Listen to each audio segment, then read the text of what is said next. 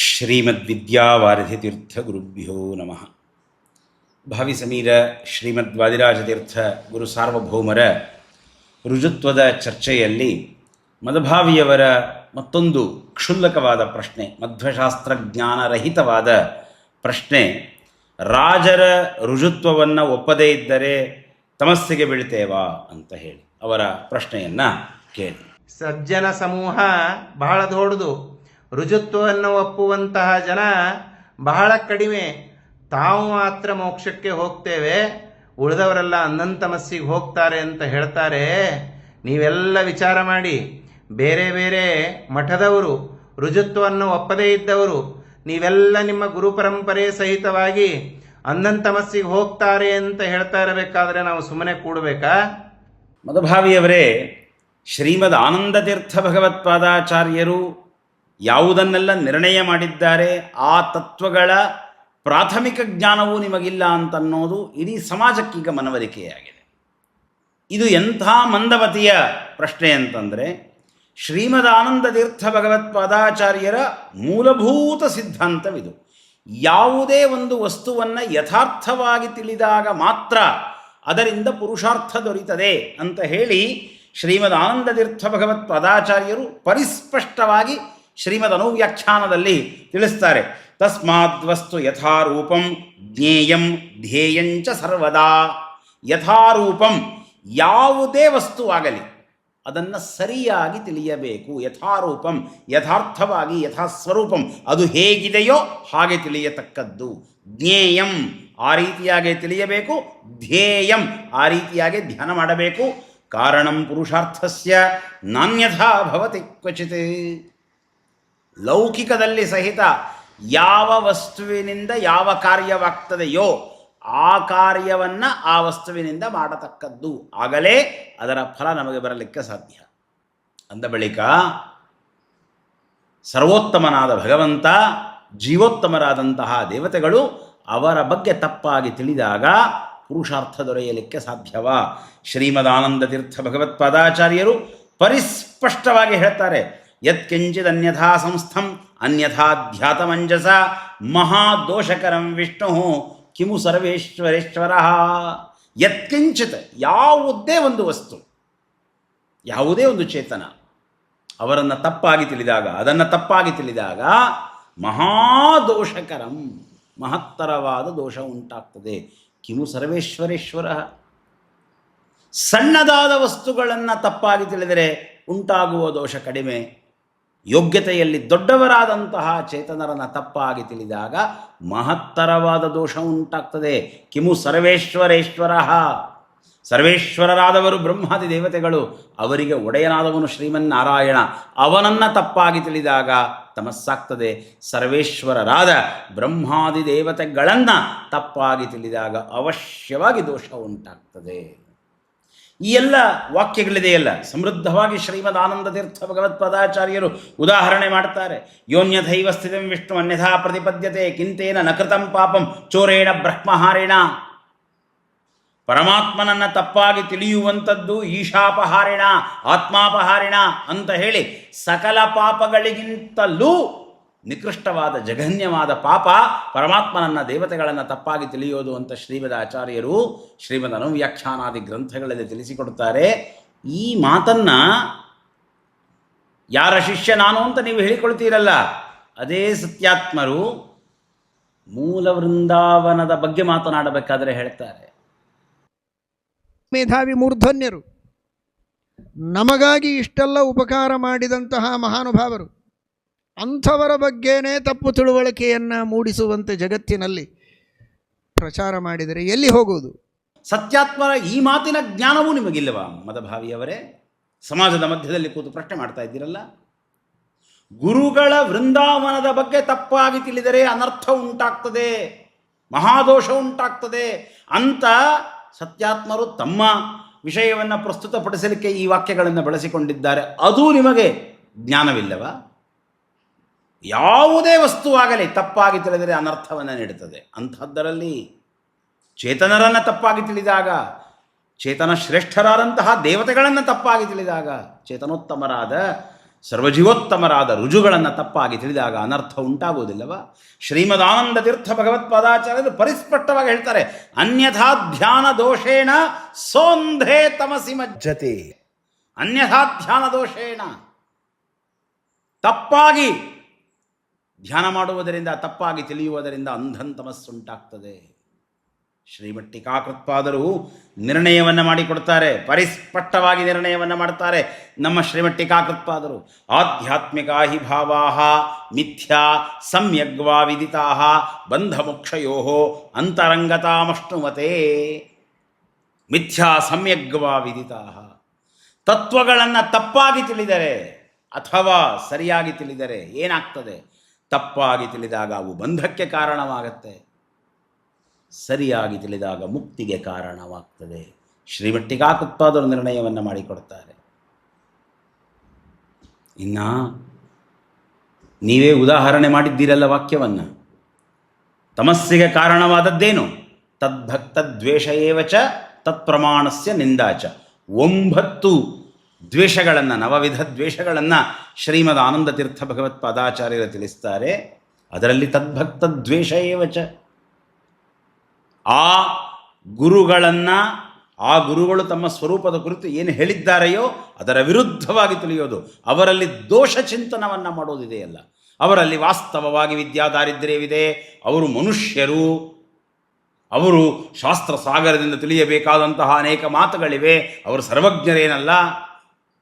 ಸ್ವಯಂ ಶ್ರೀಮದ್ ವಾದಿರಾಜ ತೀರ್ಥ ಗುರು ಸಾರ್ವಭೌಮರು ತಮ್ಮ ಗ್ರಂಥಗಳ ಕುರಿತು ಹೇಳಿದ್ದಾರೆ, ಸುರಮಂಡಲೀಷು ಮಹಿತಃ, ದೇವತಾ ಸಭೆಗಳಲ್ಲಿ ಅದು ಪೂಜಿತವಾಗ್ತದೆ.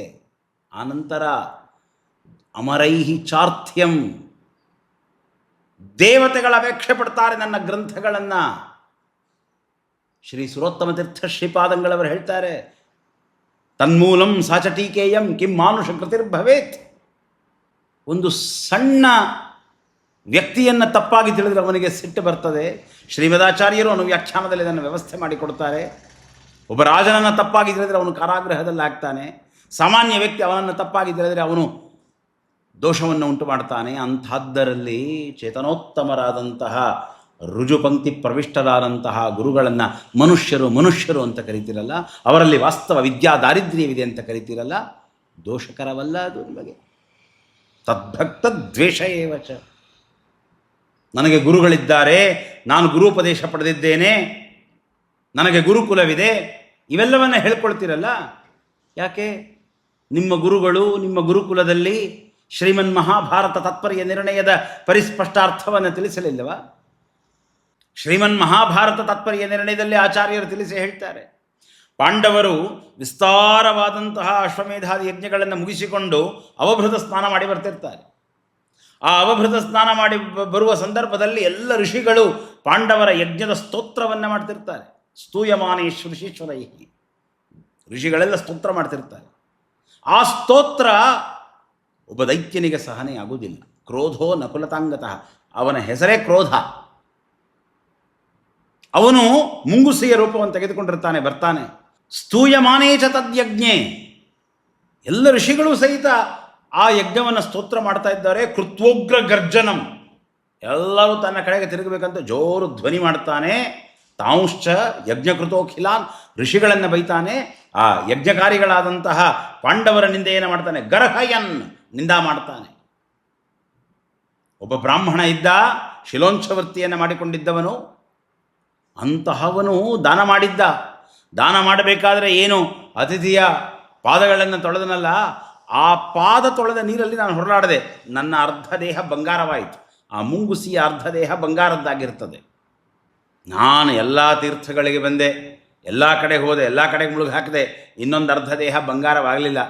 ನಿನ್ನ ಯಜ್ಞವನ್ನು ಎಲ್ಲರೂ ಹೊಗಳ್ತಾ ಇದ್ದಾರೆ ಅಂತ ಬಂದೆ ಧರ್ಮರಾಜ, ಇಲ್ಲೂ ಹೊರಲಾಡದೆ, ಏನಾಗಲಿಲ್ಲ, ನಿನ್ನ ಯಜ್ಞ ವ್ಯರ್ಥ ಅಂತ ಧರ್ಮರಾಜರನ್ನು ನಿಂದ ಮಾಡ್ತಾನೆ. ನೀವು ಮಾಡ್ತಿರಲ್ಲ ನಿಂದೆ.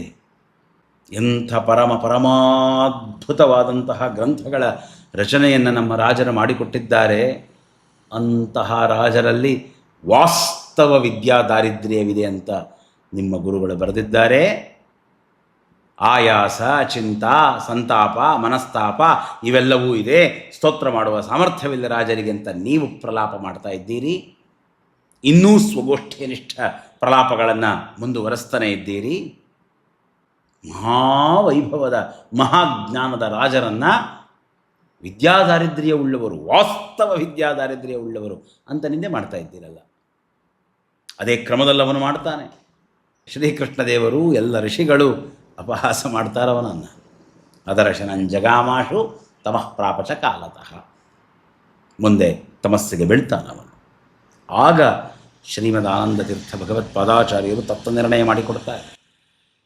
ಹಿಂದೆ ಇದೇ ಕ್ರೋಧ ಅನ್ನುವ ದೈತ್ಯ ಜಮದಗ್ನಿ ಋಷಿಗಳು ಶ್ರಾದ್ದವನ್ನು ಮಾಡ್ತಿರ್ತಾರೆ. ಆ ಶ್ರಾದ್ದವನ್ನು ಮಾಡುವಂತಹ ಸಂದರ್ಭದೊಳಗೆ ಅವರಿಟ್ಟಂತಹ ಹಾಲನ್ನು ದೂಷಣ ಮಾಡಿರ್ತಾನೆ, ಹಾಳು ಮಾಡಿರ್ತಾನೆ. ಮುಂಗುಸಿಯ ರೂಪವನ್ನು ತೆಗೆದುಕೊಂಡು ಈ ದೈತ್ಯ ಅದಕ್ಕೆ ಶಾಪ ಕೊಟ್ಟಿರ್ತಾರೆ. ನೀನು ಮುಂಗುಸಿಯಾಗು, ಮುಂಗುಸಿಯಾಗೇನೆ ನೀನು ತಪಸ್ಸಿಗೆ ಬೆಳಿತೀಯ ಅನ್ನುವ ಅಭಿಪ್ರಾಯದಲ್ಲಿ ಶಾಪವನ್ನು ಕೊಟ್ಟಿರ್ತಾರೆ. ಮುಂಗುಸಿಯಾಗಿ ಧರ್ಮಾದಿಗಳನ್ನು, ಧರ್ಮರಾಜರು, ಭೀಮಸೇನ ದೇವರು, ಋಷಿಗಳು ಇವರೆಲ್ಲರನ್ನ ಕ್ಷೇಪ್ಸಿಯಸೀತಿ, ನೀನು ನಿಂದೆ ಮಾಡ್ತೀಯ, ಅದರಿಂದ ನಿಂಗೆ ಅನರ್ಥ ಉಂಟಾಗತ್ತೆ ಅಂದಿರ್ತಾರೆ. ಏನು ಅನರ್ಥ ಉಂಟಾದದ್ದು? ತಮಸ್ಸುಂಟಾಯಿತು ಇತ್ಯಭಿಪ್ರೇತ್ಯ ತೈಶಪ್ತಃ ತಥಾ ಕೃತ್ವ ತಮೋಭ್ಯಯಾತ್ ಅಂತಾರೆ ಶ್ರೀಮದಾಚಾರ್ಯರು. ಧರ್ಮರಾಜರ ನಿಂದೆ ಮಾಡಿದ್ದಕ್ಕಾಗಿ, ಯಜ್ಞದ ನಿಂದೆ ಮಾಡಿದ್ದಕ್ಕಾಗಿ. ಯಾಕೆ ಈ ಪಾಠವನ್ನು ಹೇಳಿಲ್ಲವ? ತದ್ಭಕ್ತದ್ವೇಷ ಏವಚ. ಮಹಾಭಕ್ತರಾದ ಭಕ್ತೋತ್ತಮರಾದ ಶ್ರೀಮದ್ ವಾದಿರಾಜ ತೀರ್ಥ ಗುರು ಸಾರ್ವಭೌಮರನ್ನು ಅಮಂಗಲ ಶಬ್ದದಿಂದ ನಿಂದೆ ಮಾಡಿದ್ದೀರಲ್ಲ, ಅದು ದ್ವೇಷವಲ್ಲವ? ನಿಮ್ಮ ಪರಂಪರೆಯವರು ಮಾಡಿದ್ದಾರಲ್ಲ, ದ್ವೇಷವಲ್ಲ ಅದು? ರಾಜರ ಭಕ್ತರಿಗೆ ಹಿಂಸೆ ನೀಡ್ತೀರಲ್ಲ, ದ್ವೇಷವಲ್ಲ ಅದು? ತದ್ಭಕ್ತ ದ್ವೇಷವಲ್ಲ? ಇತಿಹಾಸದಲ್ಲಿ ದಾಖಲಾಗಿದೆ ನಿಮ್ಮ ಉತ್ತರಾದಿಯ ಮುಖಂಡರು ಶ್ರೀ ಜಂಬುಖಂಡಿ ಆಚಾರ್ಯರೇ ಮುಂತಾದವರಿಗೆ ನೀಡಿದಂತಹ ಹಿಂಸೆ, ದ್ವೇಷವಲ್ಲ ಅದು? ಇನ್ನು ನಿಮ್ಮ ಗುರುಗಳು ನೀವು ಪ್ರಧಾನವಾದ ಪರಮಮಂಗಲವಾದ ವಾಕ್ಯಗಳನ್ನು ಮುಚ್ಚಿಟ್ಟು, ಯಾವ ವಾಕ್ಯಗಳನ್ನು ಇಟ್ಕೊಂಡು ದೋಷ ಹೇಳಲಿಕ್ಕೆ ಹೋಗ್ಬೋದು ಅದನ್ನು ಇಟ್ಕೊಂಡು ರಾಜರ ದ್ವೇಷವನ್ನು ಹೇಳ್ತಾ ಇದ್ದೀರಿ. ರಾಜರ ರುಜುಗಳಲ್ಲ ಅಂತ ಸ್ವರೂಪ ನಿಂದೆಯನ್ನು ಮಾಡ್ತಾ ಇದ್ದೀರಿ, ಸ್ವರೂಪ ನಿಂದೆಯನ್ನು ಮಾಡ್ತಾ ಇದ್ದೀರಿ. ಇದು ದ್ವೇಷವಲ್ಲವ? ಮತ್ತು ತತ್ಪ್ರಮಾಣಸ್ಯ ನಿಂದಾಚ, ರಾಜರ ಮಹಾಮಹಿಮೆಯನ್ನು ಹೇಳುವ ಪ್ರಮಾಣಗಳ ನಿಂದೆಯನ್ನು ಮಾಡ್ತೀರಿ. ಶ್ರೀ ವಿಜಯಪ್ರಭುಗಳ ವಚನ, ವಿಜಯಪ್ರಭುಗಳೇ ಹೇಳಿದಂತಹ ಮಾತಿದು. ತಮಸ್ಸಾಗ್ತದೆ, ಅನರ್ಥ ಉಂಟಾಗ್ತದೆ ಅಂತ. ಆ ವಿಜಯಪ್ರಭುಗಳ ವಚನವನ್ನು ಪ್ರಕ್ಷಿಪ್ತ ಅಂತೀರಿ. ನೀಡ್ತೇನೆ, ವಿಸ್ತಾರವಾದ ಉತ್ತರ ಕಾದಿದೆ ಅದಕ್ಕೆ, ನೀಡ್ತೇನೆ. ರಾಜರು ತಮ್ಮ ಸ್ವರೂಪವನ್ನು ತಿಳಿಸಿದಂತಹ ಶ್ರೀಮತ್ ಸ್ವಪ್ನ ವೃಂದಾವನಾಖ್ಯಾನ, ಅದನ್ನು ನಿಂದೆ ಮಾಡ್ತೀರಿ, ಪ್ರಮಾಣವೇ ಅಲ್ಲ ಅಂತೀರಿ. ಸ್ವತಃ ಪ್ರಾಮಾಣ್ಯವಾದಿಗಳು ನಾವು, ಸ್ವಪ್ನ ಸತ್ಯತ್ವವಾದಿಗಳು ನಾವು. ರಾಜರ ಆ ಗ್ರಂಥವನ್ನು ನಿಂದೆ ಮಾಡ್ತೀರಿ. ವೇದವೇದ್ಯ ತೀರ್ಥ ಗುರು ಸಾರ್ವಭೌಮರು ರಚನೆ ಮಾಡಿದಂತಹ ಪರಾಕು ನಿಮಗೆ ಪ್ರಮಾಣವಲ್ಲ? ಸಾಕ್ಷಾತ್ ಶಿಷ್ಯರು ಹೇಳಿದ್ದು. ಅದೇ ಸಾಕ್ಷಾತ್ ಶಿಷ್ಯರು ರಾಜರ ಗ್ರಂಥಗಳಿಗೆ ಭಾರತೀ ದೇವಿಯರ ಅಭಿಮಾನಿನಿ ಶ್ರೀ ಸುರೋತ್ತಮ ತೀರ್ಥ ಶ್ರೀಪಾದಂಗಳವರು ಹೇಳಿದ್ದಾರೆ. ಆ ವಾಕ್ಯದ ಜ್ಞಾನವೇ ಇಲ್ಲ, ಅರ್ಥವೇ ಗೊತ್ತಿಲ್ಲ ನಿಮಗೆ. ನಿಂದೆ ಅಲ್ಲ ಇದು, ದ್ವೇಷವಲ್ಲ ಇದು. ತತ್ಪ್ರಮಾಣಸ್ಯ ನಿಂದಾಚ. ನೀವು ಹೇಳ್ತಾ ಇರೋದೇನು? ರಾಜರ ಗ್ರಂಥಗಳಿಗೆ ನಾವು ಅರ್ಥ ಹೇಳ್ತೀವಿ, ನಾವು ಪ್ರವಚನ ಮಾಡ್ತೀವಿ, ನಾವೆಲ್ಲ ಭಕ್ತರು, ನಮ್ಮನ್ನು ರಾಜರು ತಮಸ್ಸಿಗೆ ಕಳಿಸಿಬಿಡ್ತಾರ ಅಂದರೆ? ವಾದಿರಾಜರ ಗ್ರಂಥಗಳ ಉಪನ್ಯಾಸವನ್ನು ಮಾಡುವಂತಹ ಎಲ್ಲ ಜ್ಞಾನಿವರೇಣ್ಯರು ಅನ್ನಂತಮಸ್ಸಿಗೆ ಹೋಗಬೇಕಾ? ರುಜುತ್ವವನ್ನು ತಿಳಿದೇ ಇದ್ದ ಮಾತ್ರಕ್ಕೆ ಅನ್ನಂತಮಸ್ಸಿಗೆ ಹೋಗಬೇಕಾ? ಸ್ವಲ್ಪ ವಿಚಾರ ಮಾಡಿ. ವಾದಿರಾಜ ತೀರ್ಥ ಶ್ರೀಪಾದಂಗಳವರು ನಮ್ಮೆಲ್ಲ ವಿಷ್ಣು ಭಕ್ತರ ಕೈ ಬಿಡೋದಕ್ಕೆ ಸಾಧ್ಯವೇ? ವೇದಗಳನ್ನು ಇಟ್ಟುಕೊಂಡು, ಉಪನಿಷತ್ತುಗಳನ್ನು ಇಟ್ಟುಕೊಂಡು, ಶ್ರೀಮದ್ ಭಗವದ್ಗೀತೆಯನ್ನು ಇಟ್ಟುಕೊಂಡು, ಶ್ರೀಮದ್ ಬ್ರಹ್ಮಸೂತ್ರಗಳನ್ನು ಇಟ್ಟುಕೊಂಡು ಎಷ್ಟು ಜನ ವ್ಯಾಖ್ಯಾನ ಮಾಡಿಲ್ಲ? ಆ ಎಲ್ಲ ವ್ಯಾಖ್ಯಾನಕಾರರು ಮೋಕ್ಷಕ್ಕೆ ಹೋಗ್ಲಿಕ್ಕೆ ಸಾಧ್ಯವಾ?